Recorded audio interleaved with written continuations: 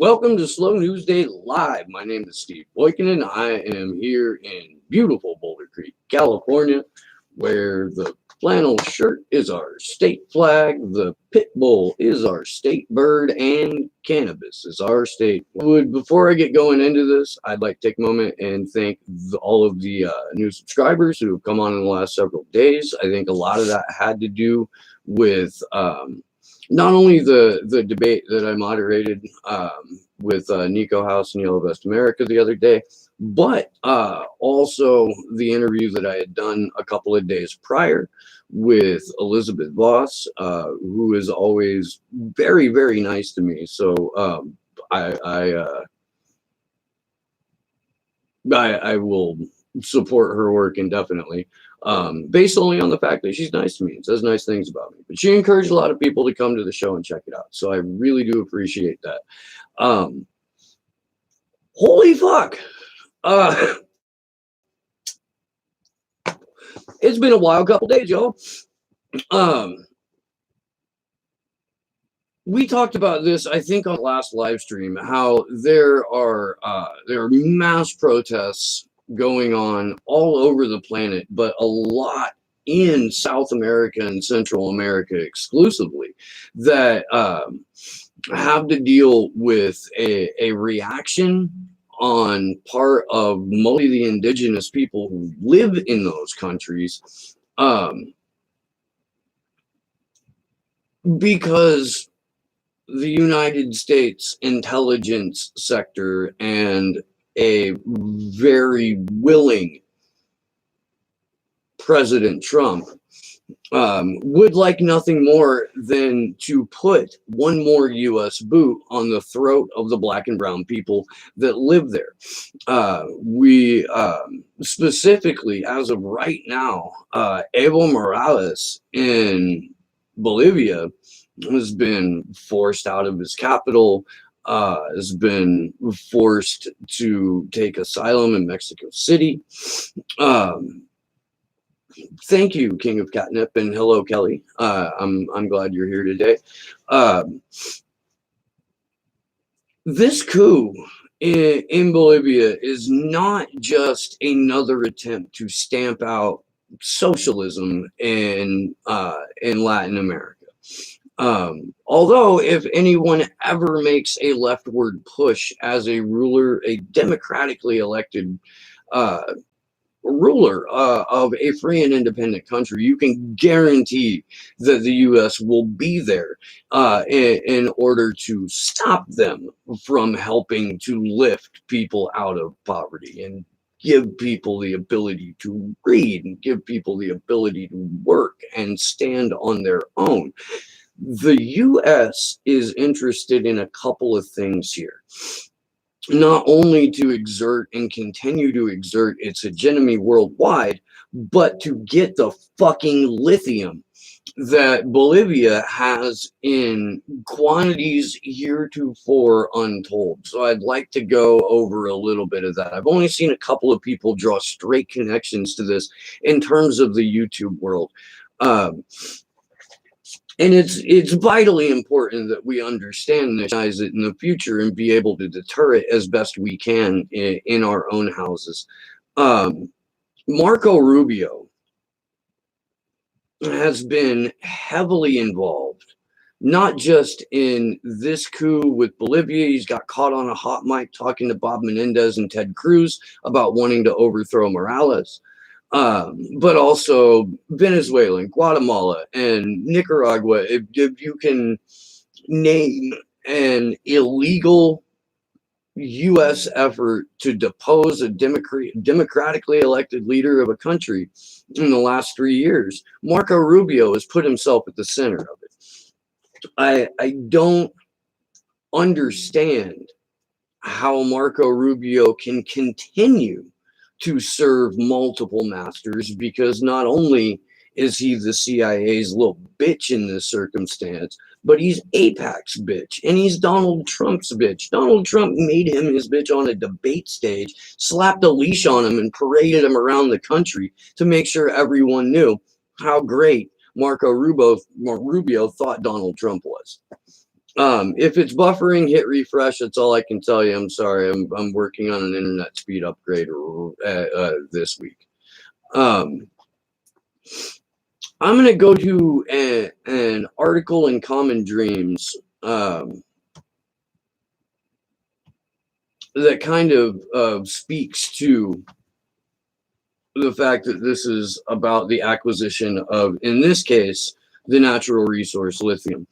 The article begins: a Sunday military coup in Bolivia has put in place a government which appears likely to reverse the decision by just resigned President Evo Morales to cancel an agreement with a German company for developing lithium deposits in the Latin American country for batteries like those in electric cars and your cell phones.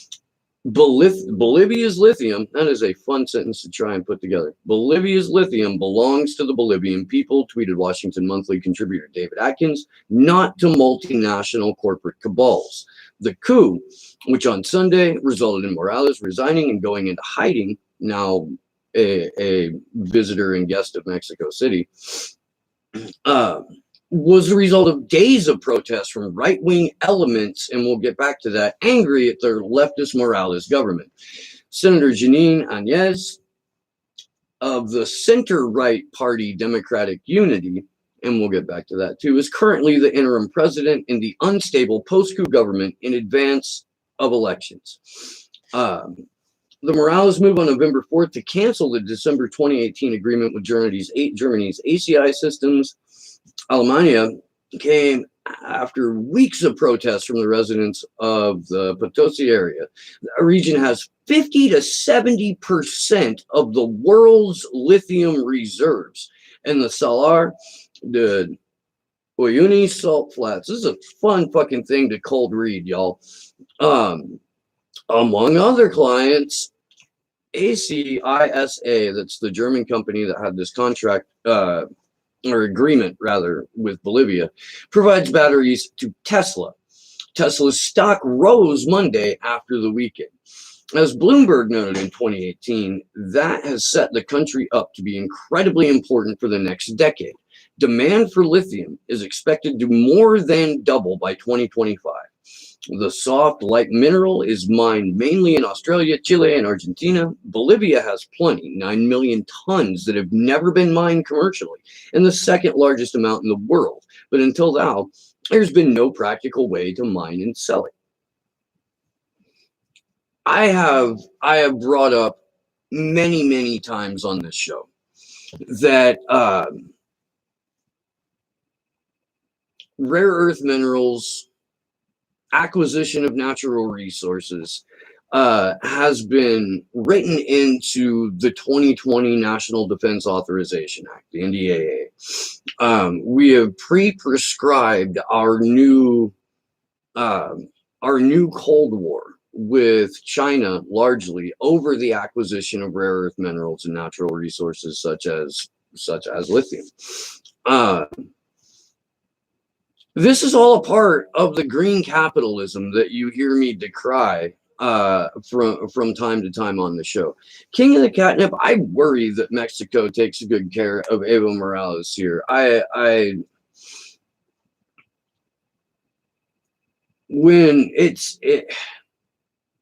If you need an example, look at Ecuador.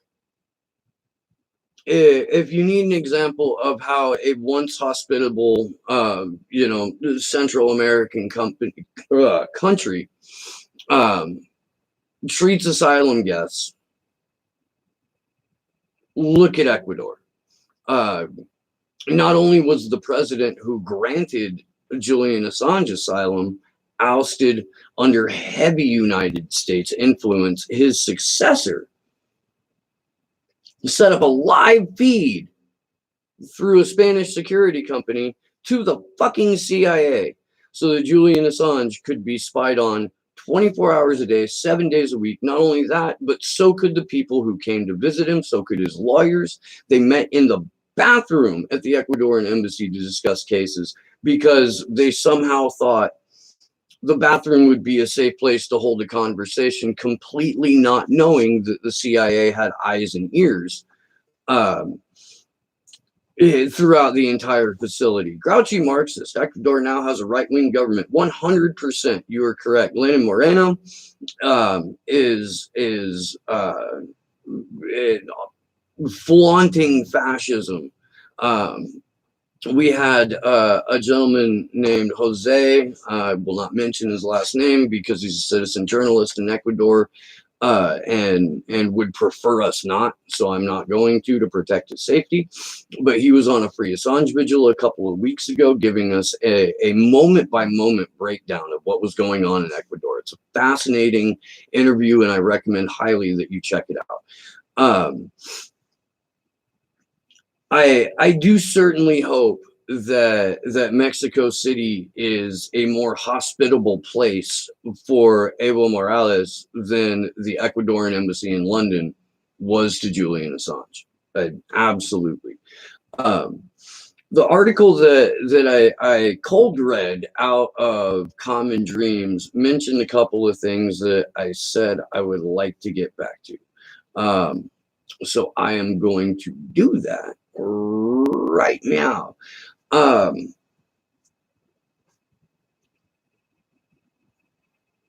The coup, which on Sunday resulted in Morales resigning and going into hiding. Now, the way that that's framed is a little bit weird because it's not as if a couple of tanks rolled through the streets and, pointed a barrel at Morales's office and said, okay, if you don't resign, we're going to start shooting. They started shooting first. They dragged members of Morales's cabinet out of their homes and fucking murdered them in the street.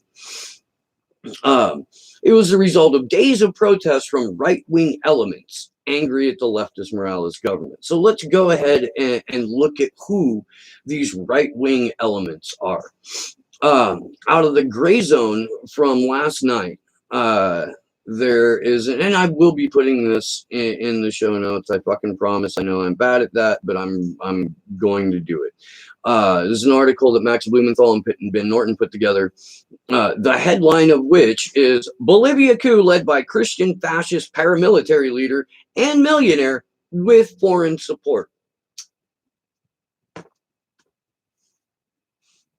When Luis Fernando Camacho stormed into Bolivia's abandoned presidential palace in the hours after President Evo Morales' sudden November 10th resignation, he revealed to the world a side of the country that stood at dark odds with the plurinational spirit its deposed socialist and indigenous leader had put forward.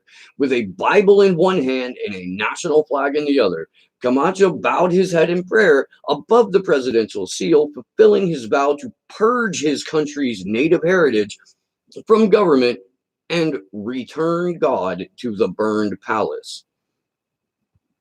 Bolivia belongs to Christ, he says. Bolivia's extreme right-wing opposition had overthrown leftist President Evo Morales that day, following demands by the country's military leadership that he step down. Virtually unknown outside of his country, where he'd never won a democratic election, Camacho stepped into the void. He is a powerful multimillionaire named in the Panama Papers and an ultra-conservative Christian fundamentalist groomed by a fascist paramilitary notorious for its racist violence, with a base in Bolivia's wealthy separatist region of Santa Cruz. Camacho hails from a family of corporate elites who have long profited from Bolivia's plentiful natural gas reserves, and his family lost part of its wealth when Morales nationalized the country's resources in order to fund his vast social programs, which cut poverty by 42% and extreme poverty by 60%. And that, friends and neighbors, is something that we just can't have. If you have if not well off, less poor populace, if you have a populace that can read, if you have a populace that can sustain itself, they don't have to rely on not just your Bronze Age fucking fairy tales, but rule by oligarchy. In the lead up to the coup, Camacho met with leaders from right-wing governments in the region to discuss their plans to destabilize Morales. 2 months before the putsch, he tweeted gratitude. "Thank you, Colombia. Thank you, Venezuela," he exclaimed, tipping his hat to Juan Guaido's coup operation. He also recognized the far-right government of Jair Bolsonaro, declaring, "Thank you, Brazil." Camacho had spent years leading an overtly fascist separatist organization called the Union Juvenil Crucenista. Wow, I should work on my Spanish. I'm sorry, guys. The Gray Zone edited the following clips, and we can't play those because I can't put them on the screen. Are you guys picking up what's getting put down here? Following the forced departure of Morales, coup leaders arrested the president and vice president of the government's electoral body and forced the organization's other officials to resign. Camacho's followers proceeded to burn Wiphala flags that symbolized the country's indigenous population and the plurinational vision of Morales. The Organization of American States, the OAS, a pro-U.S. organization founded by Washington during the Cold War by the fucking CIA, as an alliance of right-wing anti-communist countries in Latin America, helped rubber stamp the Bolivian coup. It called for new elections, claiming there were numerous irregularities in the October 20 vote, without citing any evidence. The OAS remained silent as Morales was overthrown by his military and his party's officials, and were attacked and violently forced to resign. The day after, the Donald Trump White House enthusiastically praised the coup, trumpeting it as a significant moment for democracy and a strong signal to the illegitimate regimes in Venezuela and Nicaragua. Now, I've talked about the coup that we've been engaging in, the Trump administration has been engaging in Nicaragua for over a year now. And as far as I know, like, I'm one of the very few people out here in internet land that will even mention the fact that we've been destabilizing and trying to overthrow Nicaragua. We've got an open Christian fascist who had headed a paramilitary group of open Christian fascists who created the backdrop for this coup. He got the asses in the streets. He got the people worked up. He got the attention and the money in the right hands for another democratically elected president of another left-wing country to be forced from his place of governance.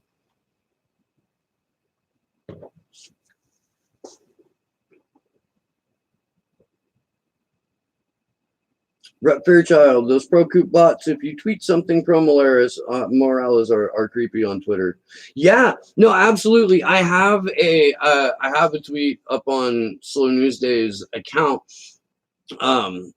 that gives an example of this exact thing. And if you go to my Twitter, it is relatively close to the top.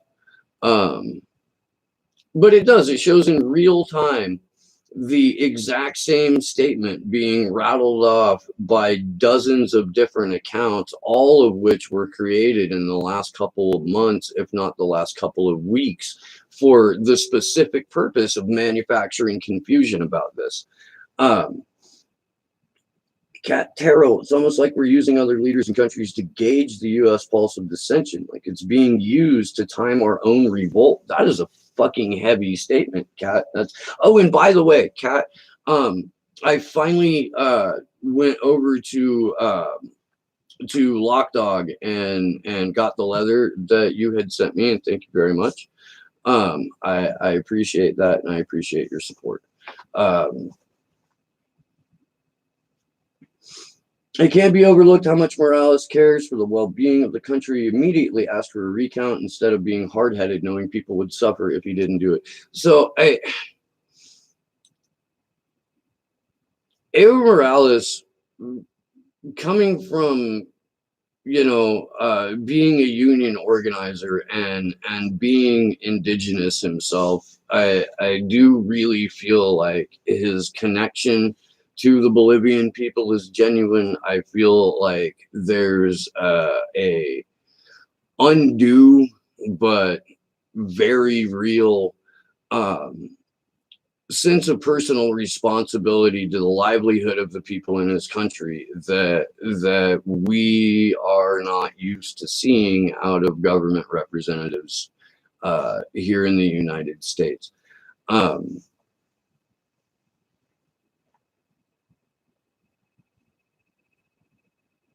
I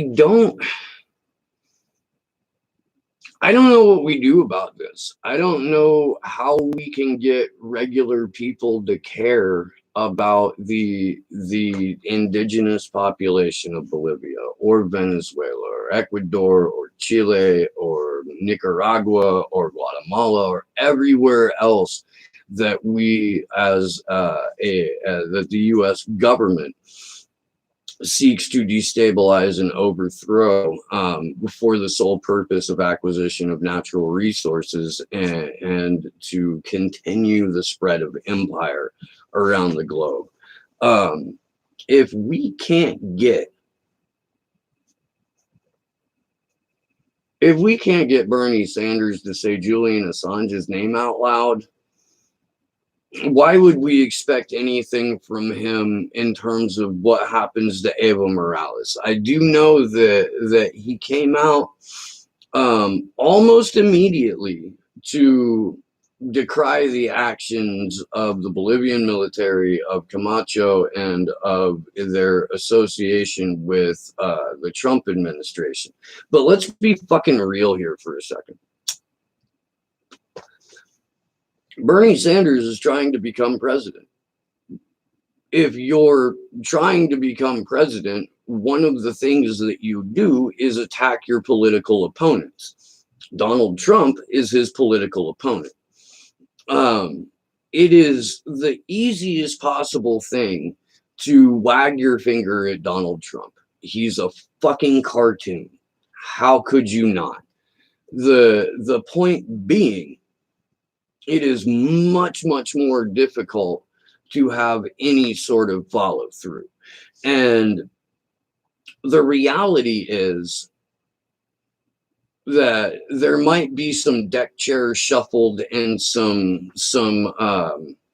nameplates on the desks moved around were there to be a President Sanders, but the heavy-handed, coup-driven imperialism that is the hallmark of the US CIA, of global intelligence, really, is not going to change with Bernie Sanders as president. Let me go ahead and say that again. I don't believe that we would see much of a reduction in our pattern of destabilization and overthrow with Bernie Sanders at the helm. Kelly Lee, Lula is awesome. You know, I've only once, since I've been doing this show, I've only once watched an interview and thought, holy fuck, I have to do a video about this interview that I just watched. And it was Glenn Greenwald being interviewed by Aaron Mate. In that interview, Glenn Greenwald talks about Lula's embrace of neoliberalism, talks about a letter that Lula had published in Brazil's major newspapers, and also that he gave as a radio address, radio being the format that Brazil's poorest rely on for information.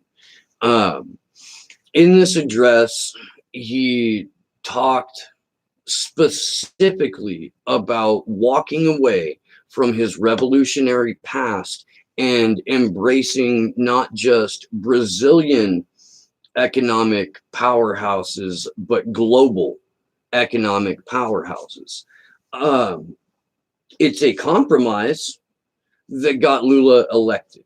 It's a compromise that allowed for Lula to maintain his presidency in Brazil until the economic interests that he embraced got a little bit too sick of seeing Brazil's poor start to gain agency. It's a deal that Lula made with any number of devils that had an expiration date that he didn't get to determine. I am exceedingly happy that this man is no longer illegally imprisoned. I don't want anyone to get any other impression than that. Lula did not deserve to be imprisoned, nor was there any legal basis whatsoever for his imprisonment. So it's a very good thing that he is no longer in jail. What that does in terms of impeding global neoliberalism, I can't say. I can barely speak the fucking words without tripping over them. So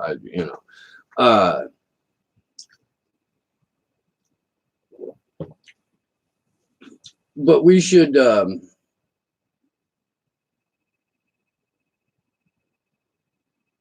move on here real quick because I do have to leave here shortly. I've got some shit to do down in Santa Cruz myself.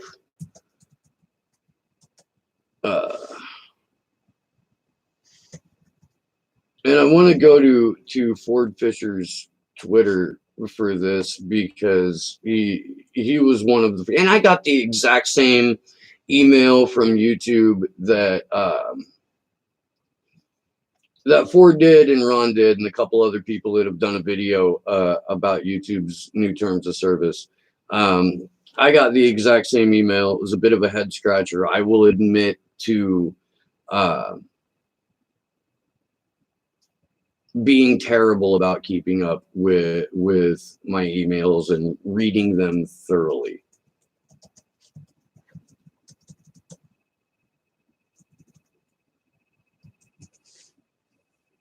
But basically, if you've been paying attention over the last couple of days, you've seen a handful of content creators wonder out loud at this fucking thing. Really?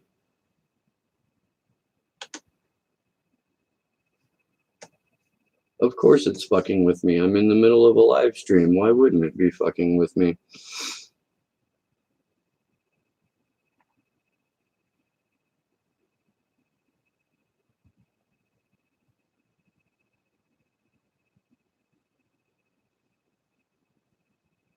God damn it, I wanted the quote for this.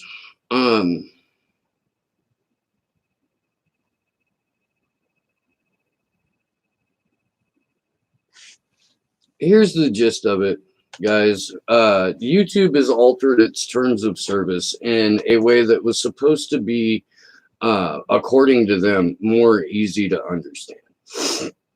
The reality of it is far different. There's a direct quote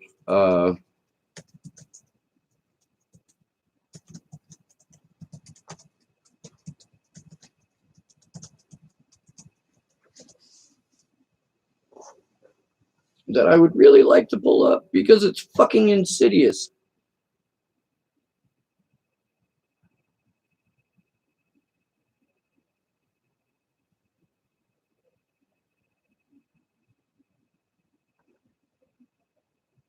Basically what they're saying, and I'm sorry I don't have a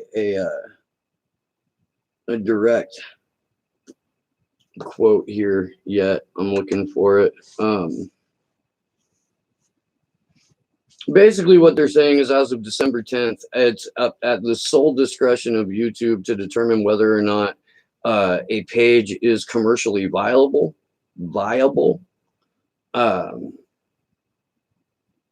Anyone's channel can get gone as a result of this. Anyone who YouTube doesn't feel has is going to make them money, I suppose, is up for the chopping block. Fucking finally, this is coming out of a blog called TechSpot.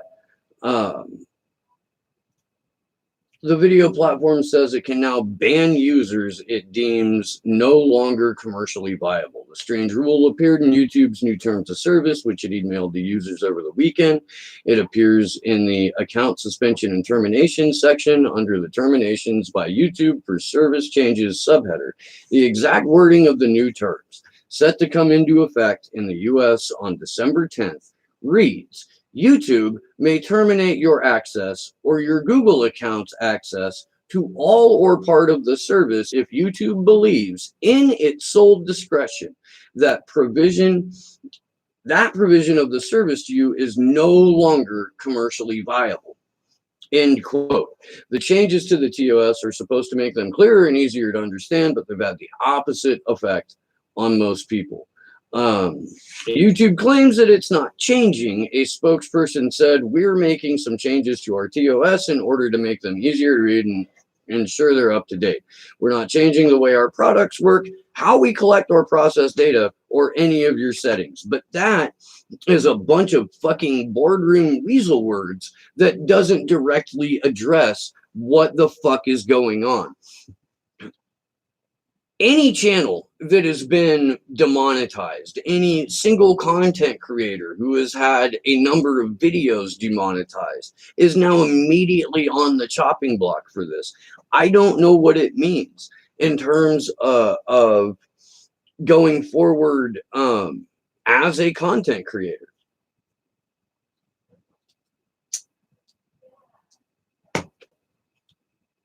I just very recently got enough subscribers to monetize the channel, and I've decided not to. I was kind of joking around with Elizabeth Foss about like wanting to be able to see the videos get demonetized in real time, but monetization through YouTube has never been a goal of mine in terms of putting out this content or doing this show. It hasn't. I have a Patreon. I'm kicking myself over not doing more through it, but perhaps this will be the encouragement that I need. I don't fucking know. It doesn't look good. It really doesn't. Not only in terms of what this means for smaller channels and content creators who haven't gone for monetization, but what it means in terms of our ability as content creators to get information to you guys in a format that is easy for you to access in ways that don't make you guys jump through hoops and hurdles and shove out money in order to hear. Chris Walker, we were living in the last days of an open internet. It was nice while it lasted. Yeah. How does Patreon work? Is it like a subscription to Hulu or something? Patreon is it's a service that we use as content creators that allows us to make a portion of each dollar that our subscribers contribute to us on a monthly basis. There are content creators who have tiers, like you donate $1 a month or $3 a month or $5 or $10 or whatever, then you get certain additional features, certain additional content. I don't have that. I was never going to limit people's access to my content based on what they could afford. I think that that's a pretty shitty way to go about it. But that's my opinion, and I'm not making my living putting out content through YouTube or Patreon. I have a day job. I work the fucking ass off at it, and it's I do this because I sort of feel like it needs to be done.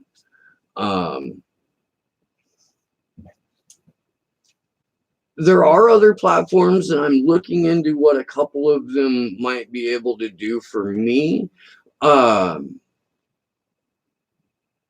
love him or hate him, I've been talking to Nico House a little bit about getting on Rockfin. Um, I don't have the subscriber count to be accepted into Rockfin, but between Nico and another content creator who can't defend himself because he's on his way to Australia with Graham Elwood, they're looking at what might pressuring Rockfin to make an exemption so that my content can be out on that platform. So thanks, Omi. Did you hear Chapo Trap House is getting 140K a month on Patreon? No, I didn't. It cracks me up that Chapo Trap House can make over a fucking $1 million a year putting out nothing content, though. That's great. Good for them. Chris Walker, always appreciated guys like you and Ron making it one tier or stop giving to Jimmy after seeing how many crazy expensive tiers he has, and the guy makes bank on super chats. I'll say this for Jimmy Dore. He has never once tried to tell anyone that it's not about money and not about sustaining his existence in a way that he's comfortable with. But yeah, I don't agree with the tiered membership whatsoever. I should wrap up in the next 5 minutes, though. I gotta fucking run. Discord is videos, voice chat. You can mute people, and it could essentially be the same as a broadcast. I get that, dude. I do. I have a really stupid Discord name, and I can't figure out how to change it. That's where I'm at. That's why I've never fucking commented once in the One versus Five Eyes Discord that I'm a part of. It's why I've never fucking yeah. It's just where it at. I have a stupid fucking username and I don't know how to change it. Once I figure that out, yeah, I'll be more active in the groups that I'm a part of on Discord. Graham Elwood has Rockband. Yes, he does. Yeah, but I have to remember what password I used when I signed up. Kim.com is working on a new platform. We're told that Kim.com is working on a new platform. I haven't seen anything other than talk about it. I would like to, I of course would like to be a part of it. What's interesting to me is that right after the guy from Slingshot Channel formed and began the YouTube Content Creators Union, backed by Germany's oldest union, the oldest union in the world. It only took him a couple of months to come up with here, let me put my Proton in there.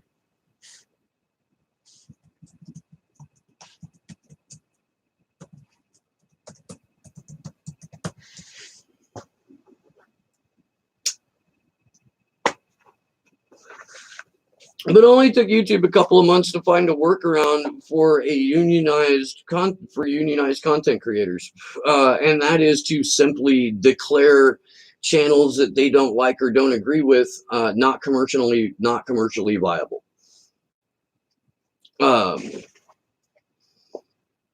Anthony Reyes, Chris Walker, it's very shady. I understand you got to live, but Jimmy is bugging again. Look, I'm not here to defend Jimmy Dore. I'm not.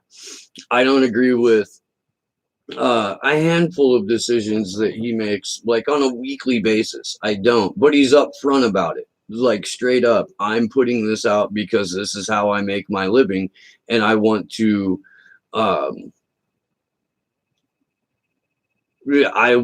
get as much as I can while I'm able to do this on this medium. I also think that that's why there's some self-censorship that goes on in Jimmy Dore's broadcasts. And I know that his own personal cynicism contributes to some of that self-censorship too. At least in terms of Julian Assange, it does.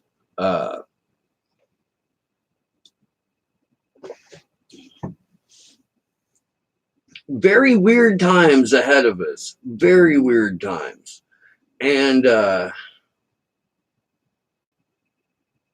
I applied to KSCO in Santa Cruz, Chris. They shot me down. They said I swore too much and would not take my assurances that I could maintain a potty mouth free broadcast. I talked to KSCO. I talked to Santa Cruz Pirate Radio. I talked to the people from Veterans First, because they have a radio channel. Yeah, there's a lot of stuff that I discussed throughout the couple hundred videos that I put out over the last 14 months. That 13 months, 14 months. I don't know. I can't remember. I put out some fucking content, man.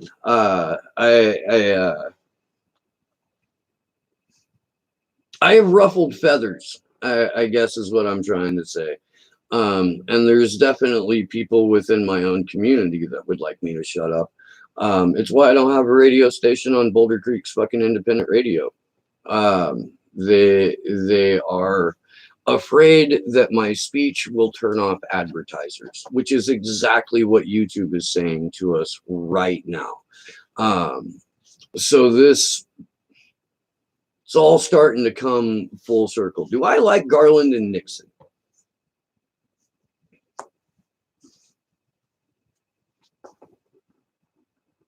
I like Stranahan and Stranahan. Yeah, Garland, Nixon, and Lee Stranahan. Yeah, I do. I do. I think that, and I don't listen to him often. I don't listen to anyone often. I can't. I don't have fucking time. Yeah, Garland Nixon and Lee Stranahan, they do good work. They come pretty close to reality when they broadcast more often than not. They're one of the very few people who had Whitney Webb on as early as I did, at the start of her Epstein series. It was by pure luck that I was the first person to interview Whitney Webb about her Epstein series, but Fault Lines was the second, I believe. So kudos to them, for trying to find truth and trying to get it out to as many people as possible. Yeah, no, it's cool, King of the Catnip. I have to go in my own right. I want to thank everyone for hanging out today. If you haven't, hit the like button, share the show with friends, tell them about it. The channel is finally starting to build right as YouTube is potentially pulling the plug from all of these content creators. So if you're new here, welcome. I hope we can hang out more. If you've been around since the beginning, I fucking love you guys. I will be back this evening with another live stream, and then tomorrow on the Free Assange Vigil, we are going to, for the first time, do like a book club thing, and we're going to discuss Cypherpunks, which is the book that Julian Assange wrote. And that should be pretty fucking awesome. Yeah. In the meantime, this has been Slow News Day. My name is Steve Poikinen, and good luck to us all.